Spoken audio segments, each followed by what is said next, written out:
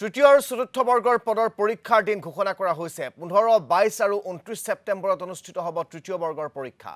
তৃতীয় বৰ্গত ৭৫০০টা পদত হ'ব নিযুক্তি। 20 আৰু 27 অক্টোবৰত অনুষ্ঠিত হ'ব চতুৰ্থ বৰ্গৰ পৰীক্ষা। চতুৰ্থ বৰ্গত ৪৫০০ৰো অধিক পদত হ'ব নিযুক্তি। মুঠ ৩৫,০০০ পদৰ বাবে হ'ব নিযুক্তি প্ৰক্ৰিয়া। অসম লোকসেৱাৰ আৰ্হিত অনুষ্ঠিত হ'ব এই পৰীক্ষা। APSC আৰ্হিত হ'ব প্ৰাৰম্ভিক মূল আৰু সাক্ষাৎকাৰ পৰীক্ষা। আৰক্ষীৰ শাৰীৰিক পৰীক্ষা অনুষ্ঠিত হ'ব ৩ অক্টোবৰত। বহাগ বিহুৰ পূৰ্বে সম্পূৰ্ণ হ'ব সকলো পদৰ নিযুক্তি। মুখ্যমন্ত্ৰীয়ে সামাজিক মাধ্যমযোগে জনালে এই কথা। এই অসম পুলিচত ৬,৪৩৪টা পোষ্টৰ বাবে আবেদনৰ প্ৰক্ৰিয়া আৰম্ভ কৰিছিলোঁ আৰু আজি আমি সিদ্ধান্ত ললো যে অহা ৩ অক্টোবৰৰ পৰা পুলিচৰ ফিজিকেল টেষ্টসমূহ আৰম্ভ হ'ব।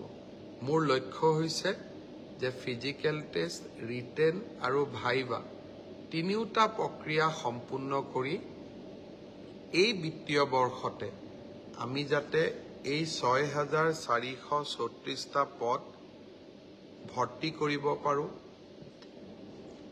এটা সুন্দৰ নিযুক্তি প্ৰক্ৰিয়াৰ মাজেৰে ল'ৰা ছোৱালীক নিযুক্তি দিব পাৰোঁ আৰু তাৰ লগে লগে ২০২৫ চনৰ বাবে আকৌ এবাৰ নিযুক্তি প্ৰক্ৰিয়া আমি যাতে আৰম্ভ কৰিব পাৰোঁ।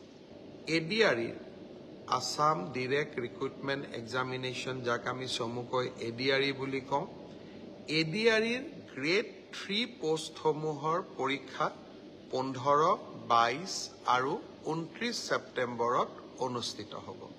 মই আকৌ এবাৰ কৈছোঁ যে গ্ৰেড 3 পোষ্টসমূহৰ বাবে ইণ্টাৰভিউ 15, 22 আৰু 29 ছেপ্টেম্বৰত অনুষ্ঠিত হ'ব।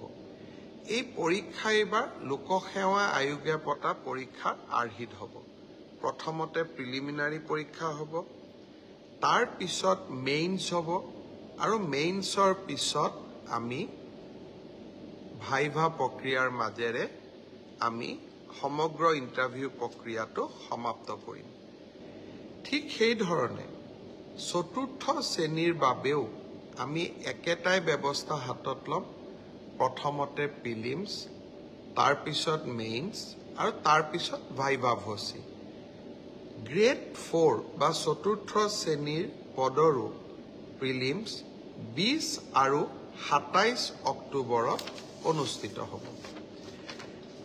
আমাৰ গ্ৰেড 3ত প্ৰায় ৭৫০০ পোষ্ট আছে আৰু গ্ৰেড 4ত প্ৰায় ৪৫০০ বা আৰু অলপ ১০০-২০০ বেছি, ইমানখিনি আমাৰ পোষ্ট খালী হৈ আছে। এলিমেণ্টাৰী এডুকেশ্যন প্ৰাথমিক শিক্ষা বিভাগৰ শিক্ষকসকলৰ নিযুক্তিৰ প্ৰক্ৰিয়াও